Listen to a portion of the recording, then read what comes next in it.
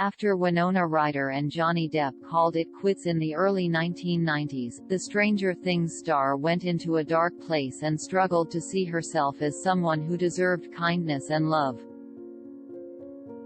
Though Johnny Depp and Winona Ryder dated for a scant few years, their romance and subsequent breakup left an impact on Generation X. It turns out that Winona, 50, took the split from Johnny, 59, harder than anyone knew. "That was my girl," interrupted real life, she said when discussing her post-breakup life with Harper's Bazaar for the July 2022 issue. Winona executive produced and starred in the 1999 film about a young woman in a psychiatric hospital, which won Angelina Jolie the Oscar for Best Supporting Actress.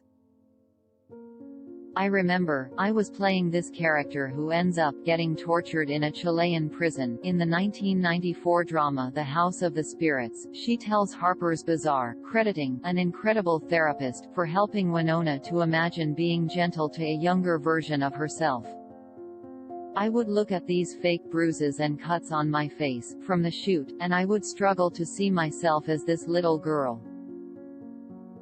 Would you be treating this girl like you're treating yourself? I remember looking at myself and saying, this is what I'm doing to myself inside. Because I just wasn't taking care of myself." Michelle Pfeiffer, Winona's co-star in 1993's The Age of Innocence, was one of her biggest supporters during that time. "I remember Michelle being like, this is going to pass," said Ryder, who said Pfeiffer reminded her that everything confusing and unhinged about her reality would fade away.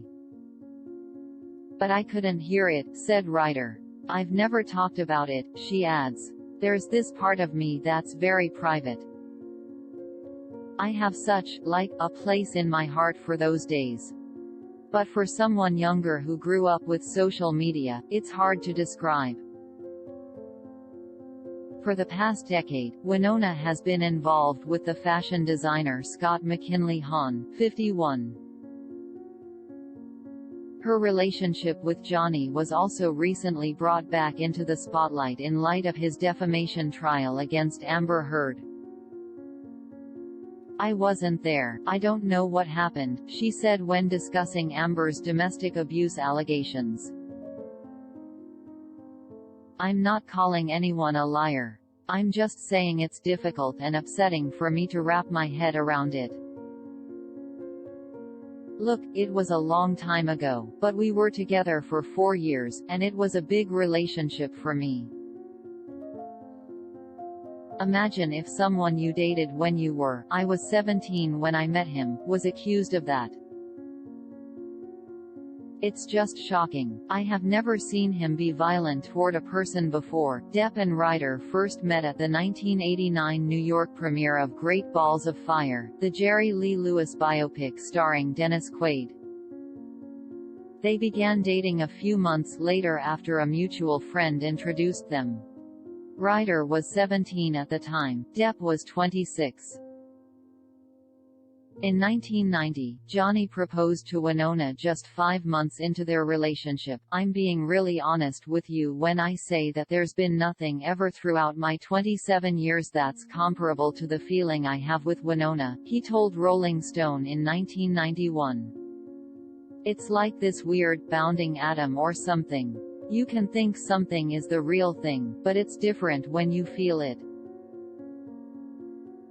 The truth is very powerful. Now I know. Believe me, this Winona Forever tattoo is not something I took lightly.